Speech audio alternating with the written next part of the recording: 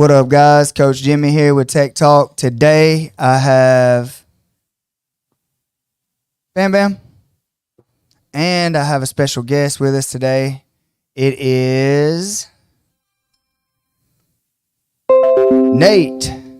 What's up?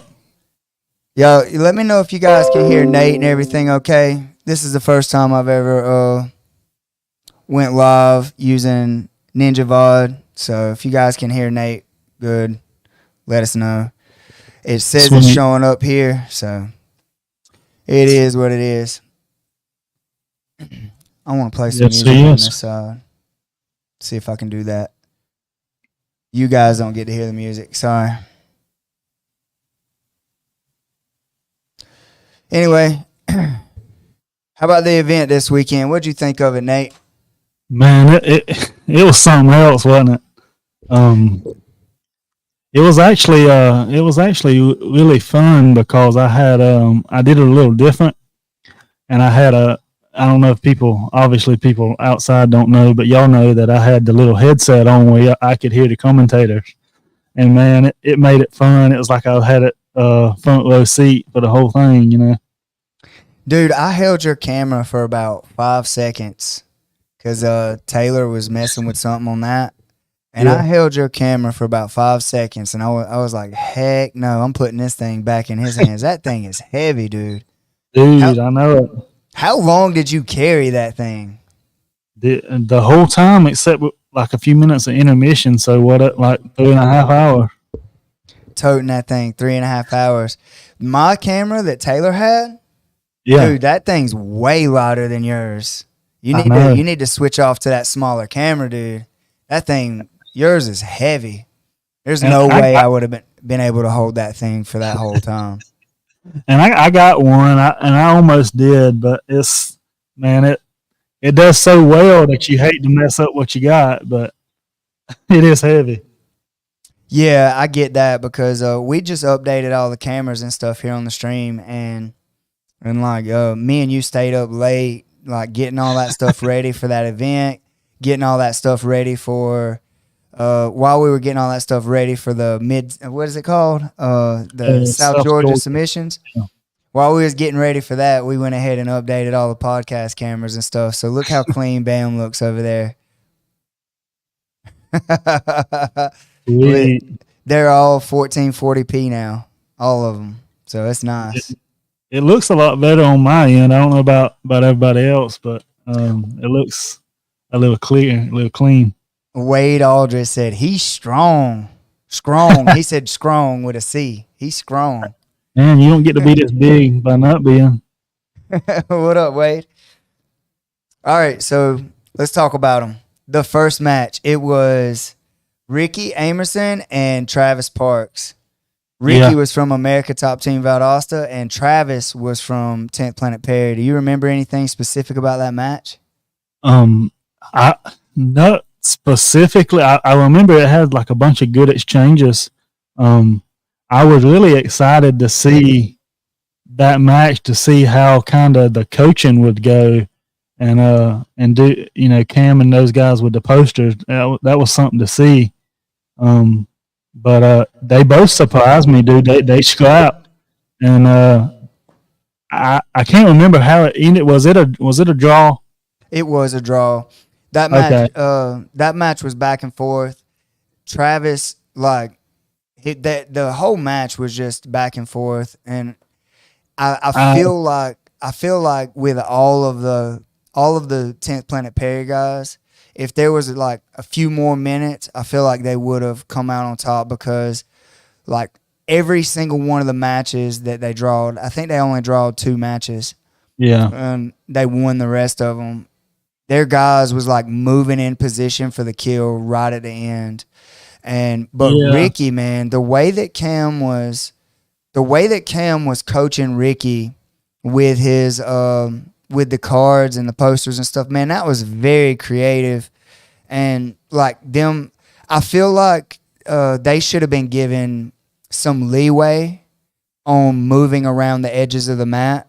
It should have been Steven said Travis and Ricky could have gone either way.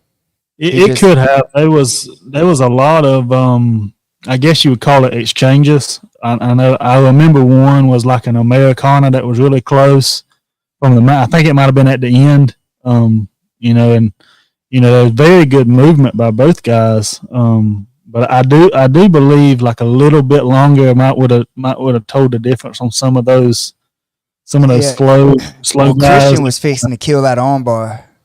Yes. Christian had an armbar like right at the end. It was so close. Like I feel like 20 more seconds and he could have finished that.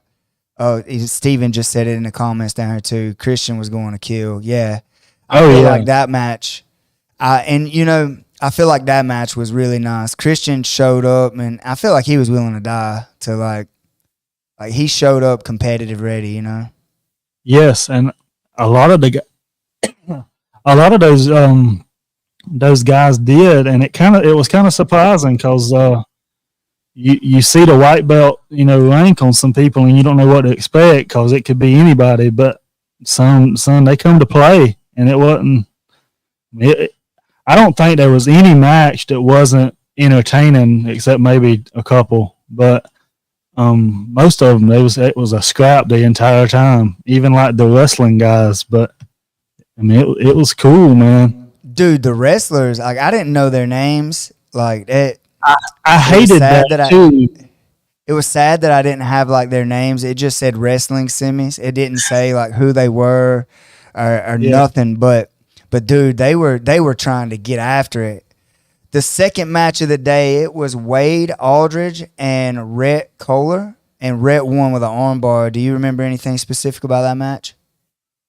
I remember that it was another one that was kind of scrappy. I believe all those that are like that the entire time, you kind of just want them to go the distance and see what happens. But I remember that I think it was Wade that got on.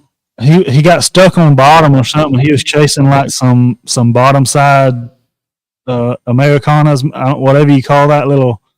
And I think it ended on that. I think it was it a draw or did they end up No, tapping? no. Rhett finished that with an armbar. Okay, so maybe it was on that same exchange. He kind of give it up, chasing it too long. I can't remember exactly what happened. And I should have went back today and watched them all, but I should have refreshed my mind. I was planning on doing this Monday, but I didn't have all my gear set back up upstairs. I didn't yeah, have everything set back up, and it's just one of those things that that I kind of overlook. But man, watching them live and stuff, Bam, was there any of the matches that just stood out to you that was like super fun? Like the ones that you watched, do you remember anything specific about any of these guys? I don't remember a lot of them because there were a lot of matches that day, and like I say, it's been almost a week now. The ones that stick out, Christians, just by how well he listened to Coach Steven, he listened very well and almost like playing the game. Coach Steven would say, do something, and Christian did it. And he did it without fail too. Right. Like he did it like he didn't care where he was going to end up. He was going to do exactly what Steven said. Garrett's match, I can't remember his opponent's name. Dude, that match was my favorite match of the day. I felt like jiu-jitsu technical wise and like both of them getting after legs.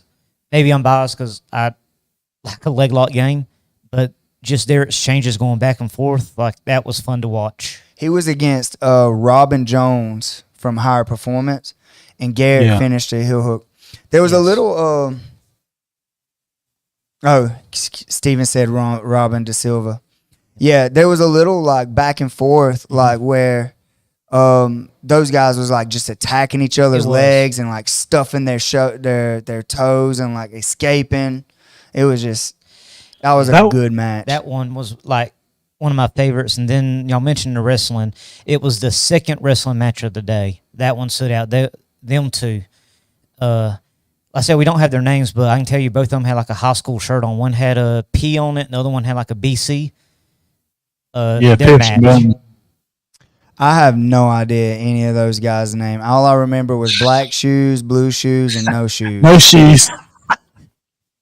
Dude, But go ahead, Nate. oh no, I was just gonna say on that match, the Robin De Silva match, that was the first time that any kind of rubber goal got played from both people, right? Yeah, well, actually, it Yeah. was. I don't think it. I don't think the Robin guy did it as long, but it was cool to see them both play that game. You know what we should have done? I should have muted it and just had it playing in the background, like behind our screen. I wouldn't have made it for the full podcast. No, I'm just saying, like, someone I would have walked out too. I'm not gonna be here that long either. But what about and I don't want to get ahead of I can't remember how it flowed, but what about Wyatt's guy Sam's match? It was interesting to me because I don't know if the stream caught it or not, because I don't know which camera was live, but he actually was pretty good on a heel hook attempt and had to quit because of the rule set or whatever for the white belt. He did end up finishing a straight ankle though. Yeah, he finished a straight ankle, and his coach was calling for a heel hook. His coach was like, heel hook. And then Jay, like, he had the heel, and Jay was like, hey, you're white belts. You're not allowed to do that. So he was like, oh. And then his coach was still calling, heel hook. And didn't Jay say something to the coach, and the coach was like, oh, I forgot. Yeah. He went in and finished a straight ankle. But when he got tapped, when he got the finish, the guy stood up and he was like, hey, I thought we couldn't do heel hooks. And Jay was like, that was a straight ankle. That wasn't a heel hook. He didn't even know the difference between the straight ankle and the heel hook. But it was really cool to see, like even the camaraderie and like that whole event, man. That whole thing is just so much fun. Everybody's there just to have fun. Everybody's there just like laughing, and even the competitors, like, they're just enjoying being there. It's not like these other tournaments.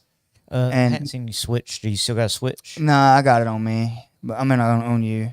But no, it was just the whole tournament. It was fun, man. Like, it's always so much fun. I really do enjoy, like, how that tournament is set up. And it's a one-off, so you don't have like 5 or 6 matches or 3 or 4 matches. You don't have to worry about like conserving your energy for your next match. And you know when you're going to go. And you know when you're going to go. You know how, like, when you're going up. You know when you're like you got 10 minutes. Like, you know the time, like how long you're going to be out there. It is really, really cool the way that it's set up, because you could just leave it all on the mat. You don't have to worry about your next match. You don't have to worry about anything. I think that if somebody run like a tournament or something like that, he said not a tournament, but I think if you could run a tournament where like you got one match, and then like if you had a bracket, everybody competes one time a day or something for 3 days or 4 days, and just go out there and just leave it all out there for that day. I think that would be fun. Like, because then you wouldn't have to worry about, because you see it in the PGF, and Steven, you're here, you can correct me if I'm wrong, but like you have to think about the lineup in a way that is like, all right, this match, I know this match I got 3 matches today, and I know this match is going to be really, really hard, so I need to kind of conserve energy. Or I know these 2 matches are going to be easy, but this one, or easier, not easy, but easier than this match. So I kind of want to conserve my energy. Like, you have to think about that part of it every day, because you may have 3 hard-ass dudes and just, like, you spend all your energy on the first dude, and now you're going to get eat up by the next 2 dudes. But if you've done it in this way, where every day is just a fresh one-off in the thing, I think the tournament it would take away some of the game planning or some of the stuff that you have to really think about as a competitor. Correct me if I'm wrong. Let me know in a comment, Steven, what you think about that. Or what do you think about that? Like, I honestly don't know. It's just a thought that I had, because I think anything you do, people are going to game the rules. But yeah, logistically, I don't know how you would do it, but as an idea, I agree with you completely, because you definitely have to, even on like a bracketed tournament, you have to strategize. I would assume. Some people may not, but man, it almost feels it's kind of crazy, but like even it almost feels like an open mat with everybody hanging out. You see people you don't see all the time. It does. That's exactly what it feels like. It's like you're just showing up for open mat, and y'all Like get really to open mat, highlight the people that are rolling. That's exactly what it feels like. Steven said he usually does better in a second match. You have to think of the warm up or prep for one match versus 3+. Yeah, that's what I was saying, man. It's like you got to think about each individual match when you got 3 matches. And like you got to think about like conserving that energy or not. Can I finish this guy fast so I can have, stamina for the next 2, or do I need to just draw this one out and get this guy tired? To like, I think that there's a lot more thought process into having more than one match. But Bam's like that too. He always does better his second match. Yes. I almost have, like, I need a pre-match, like on the warm-up match. Let's not warm up. Let's go ahead and just get a roll in. I need someone just to go ahead and roll before I compete. Yeah, I think that's what Steven was saying, is that he usually does better in his second match. Me, I always have that, like the first minute, like that sink in your heart or your chest, and then it feels like your stomach's empty, and then like for probably 30 seconds or so, I'll feel weak in the first match, and then it's like I'll catch that second wind in the first match, and then I'm fine. But I've never had been able to do that, which I haven't competed a lot in jiu-jitsu anyway.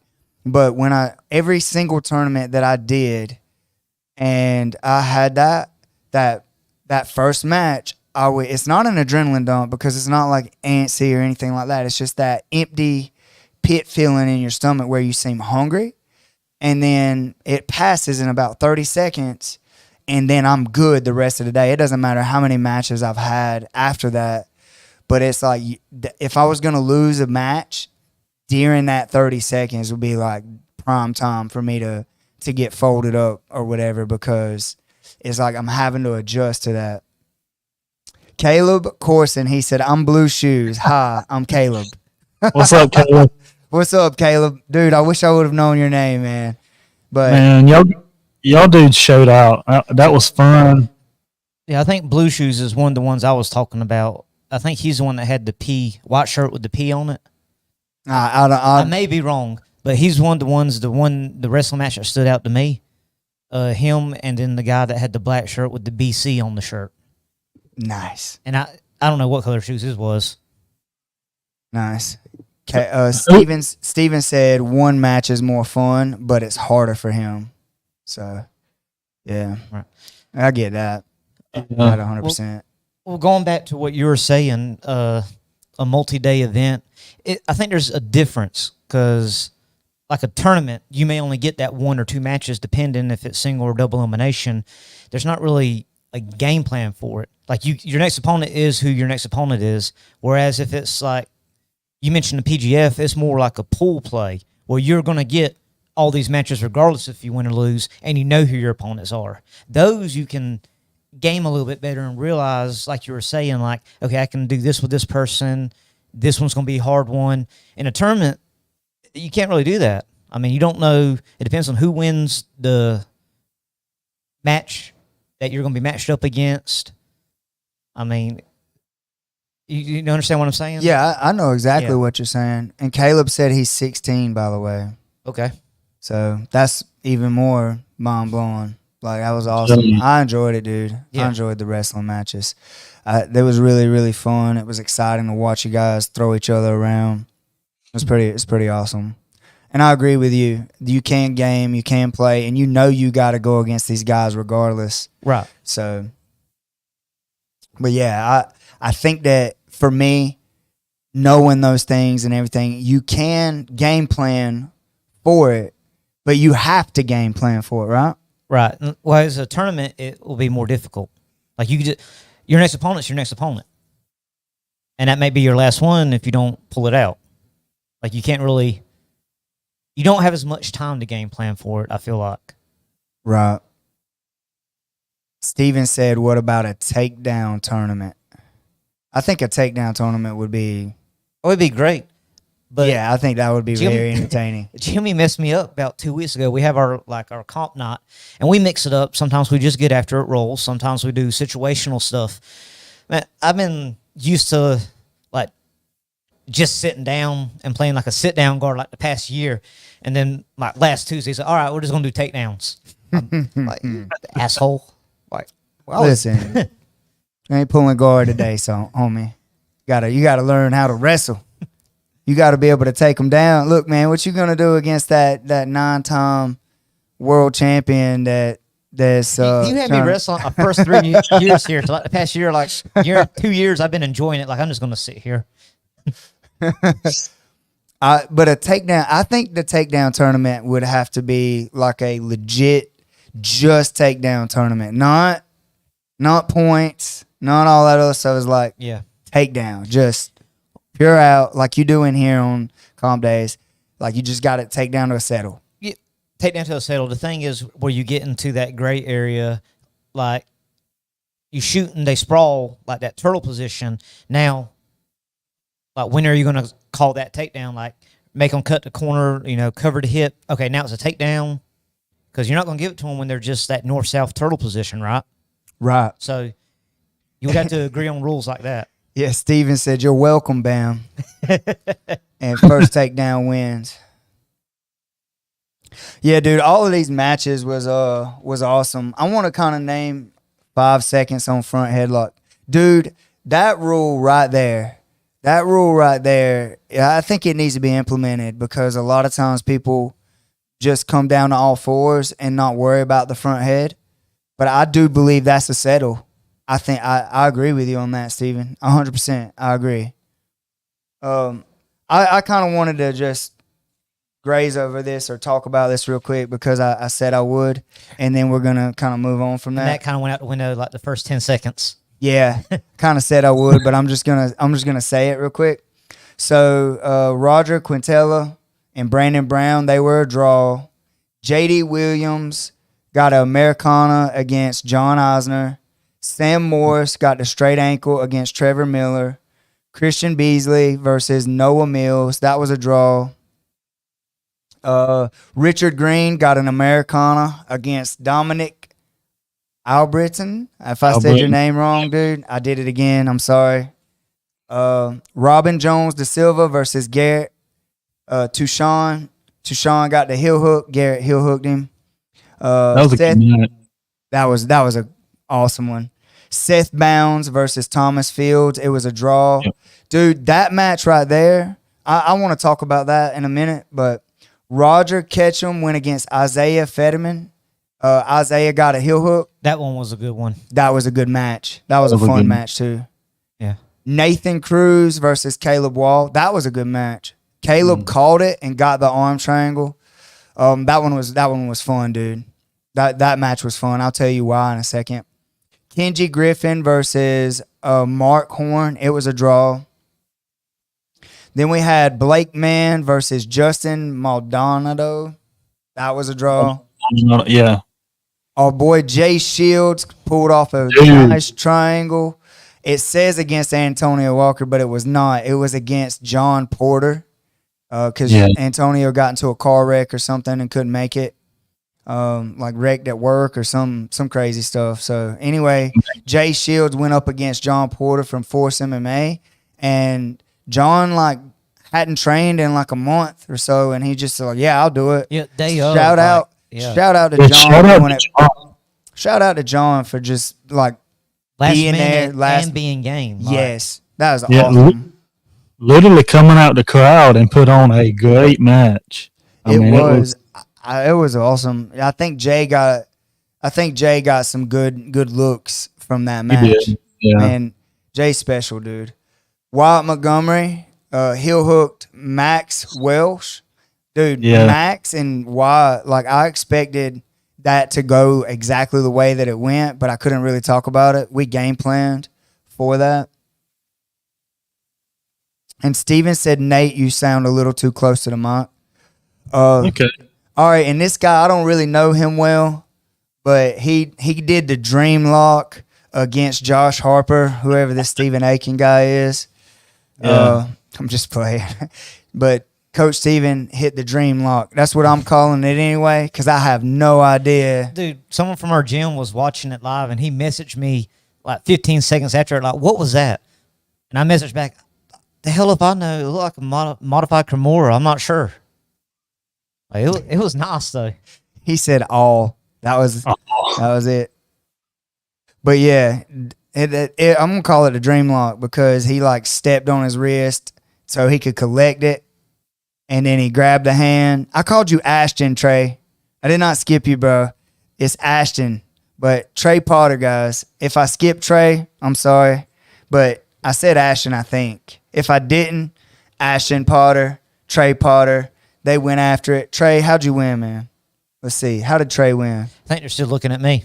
Oh, they're still looking at you? I'm looking at the paper now. Did you win? Did you win, Trey? That's you know who Trey is? Trey's forklift certified. Oh, okay. With a punch truck. He was one of the first competitors that showed up, and that's the first thing he said to you. Yeah, he told me to make sure I said he's forklift certified, and then he picking fools up. I did skip you, Trey. I'm sorry.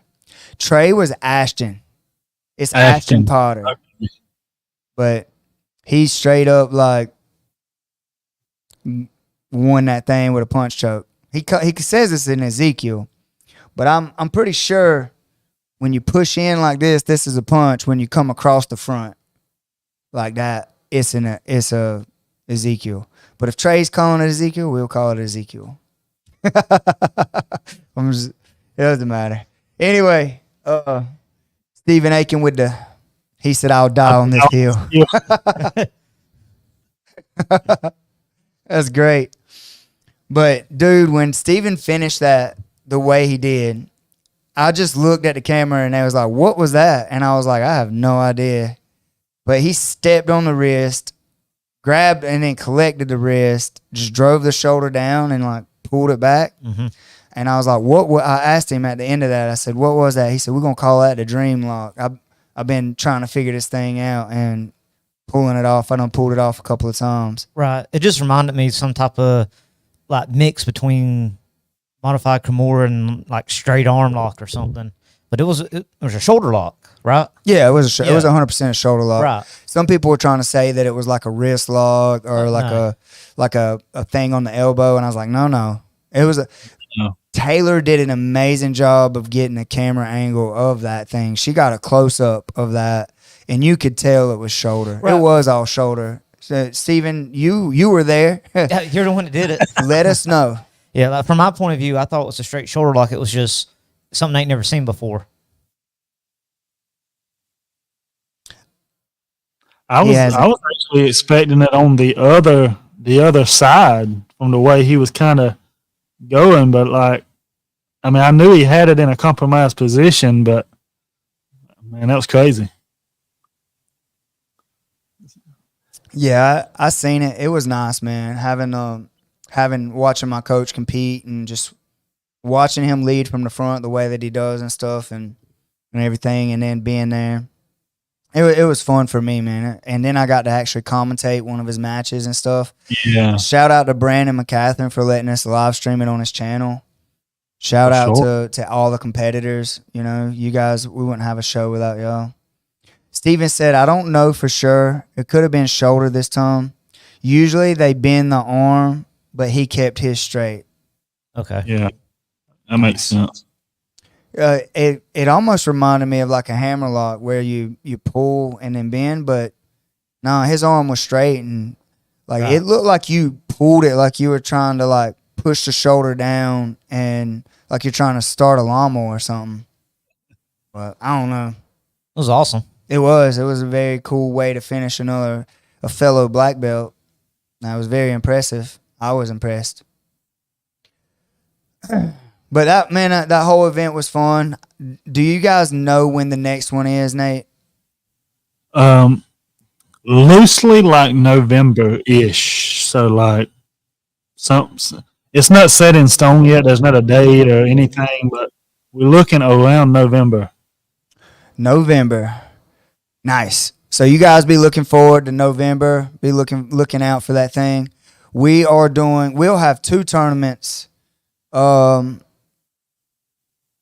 idea who's next? Steven said. No clue. But Steven said he was trying to handcuff him.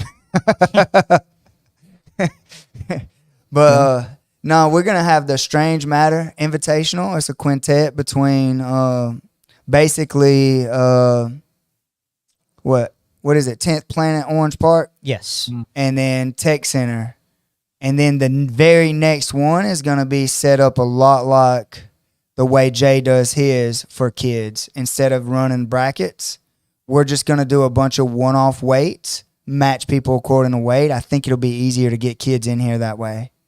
And I'm just trying to get these kids known. So, Yeah, I think that'll go over well because the kids showed out last time, but you could tell when it got heavy into a bunch of matches, they was kind of getting over it. So I think if they just have 1, maybe 2, to show out and kind of get some looks, I think that'll be a really good idea.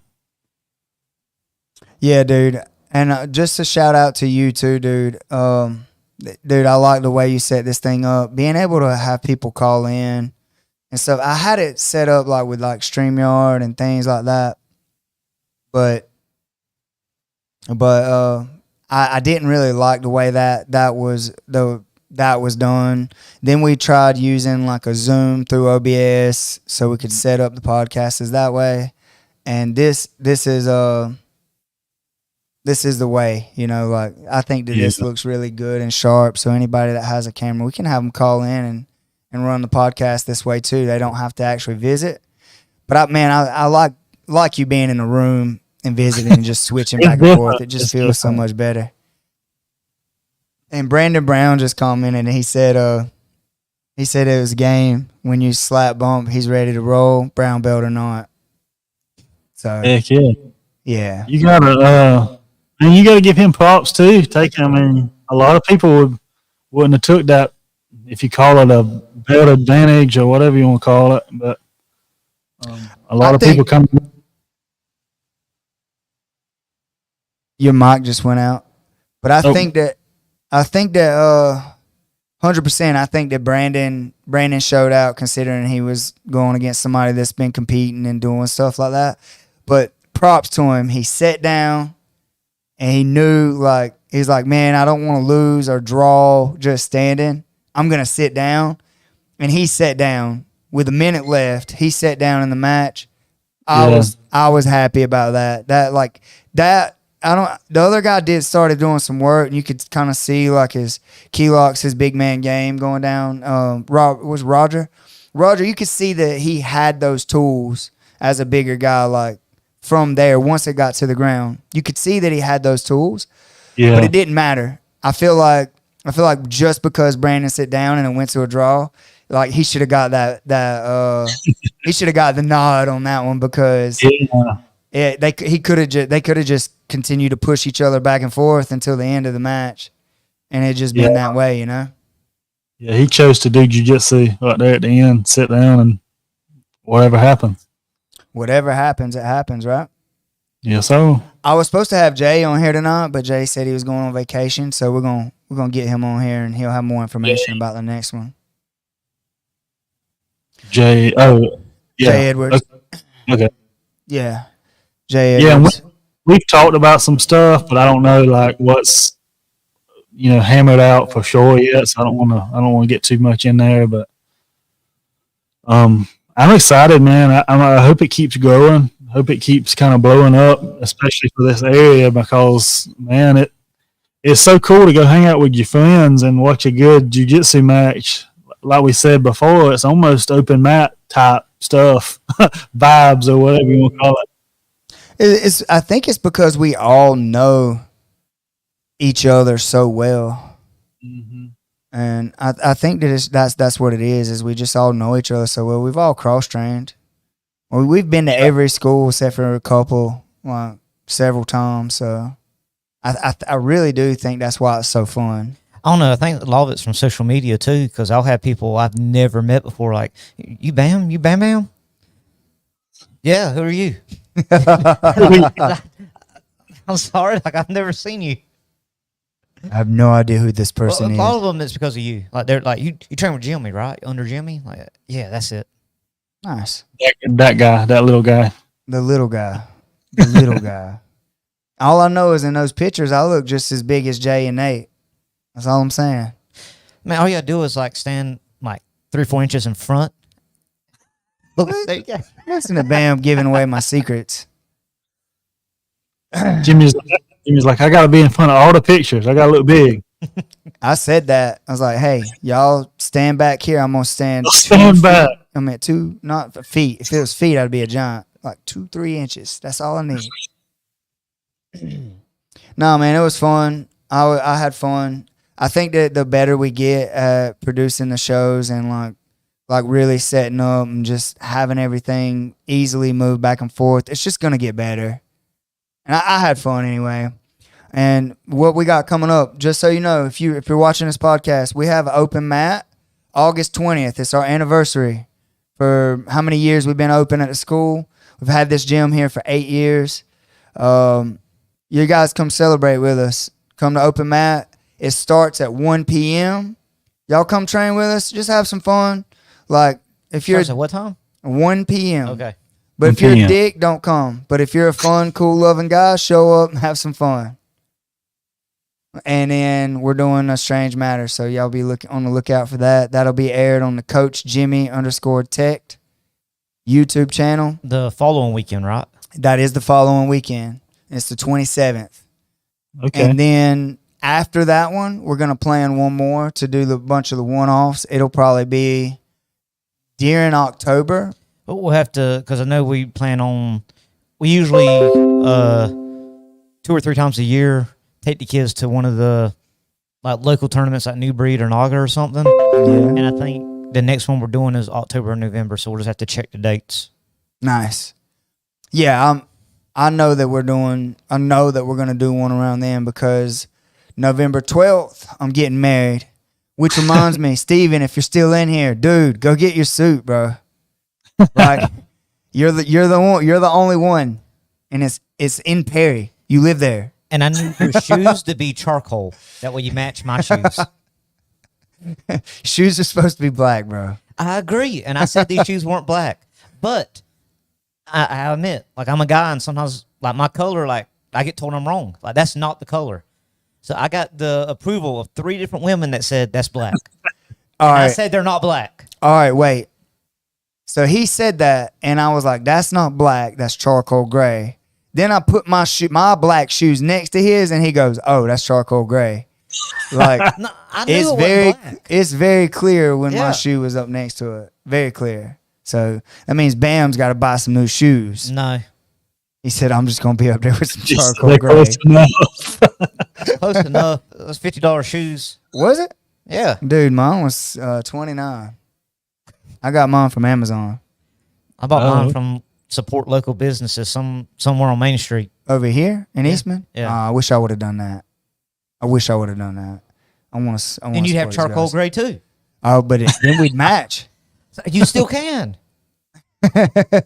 No, not if they were $50. He said, "Nah, he don't want them that bad." Nah, I might end up. I'm gonna look at Chase's, and whichever one Chase's got, I'm just gonna match to his. I'm just playing. Anyway, Nate, anything you want to close with, man? If you want to shout out Steven's tournament at Thrive this weekend, Saturday. Dude, Brandon Brown said he pulled guard on me last night. It didn't go well. Also, guys, if y'all are still here, Stephen Aiken is doing a seminar. If you want to learn how to do the dream line, I don't know what he's doing. If you guys want to learn from one of the best coaches around, this guy has literally influenced all of Georgia. If you don't believe me, look at all of the people that own gyms or that are running stuff right now. They were either come from the old school Valdosta team Reality, like they come from there, they train there, or whatever. Like that dude has been putting in work, and he has influenced the entire South Georgia, and you can't argue with that. Jay used to train with him. I used to train with him. Chase Rowden used to train with him. Cameron Neville used to train with him. Like all of these places that are getting their own schools and doing their own things, they were influenced by Steven. Like Rush, all of these places, and you guys like have him and it's pretty cheap too. Like it's what is it, $60? I believe so. Yeah. Is this one out? It's at Thrive Jiu-Jitsu in Tifton, Georgia. So, like, man, if you guys missed this, and for one, you should just support him. I don't care how often you train with him. You should go and support him because he's doing it, and it's out of the goodness of his heart, because he could just say, hey, my school's an hour and 30 minutes away. Come to my school. But he's not. He's driving. He's making a drive. Show some support. But, two, like, if you are that much farther, that's closer to you, like, you're going to get a lot because he's going to show you, like, the stuff that works, and he's going to show you things that maybe you're not getting, like, through videos and things. You're going to get to feel the pressure. You're going to get to see it.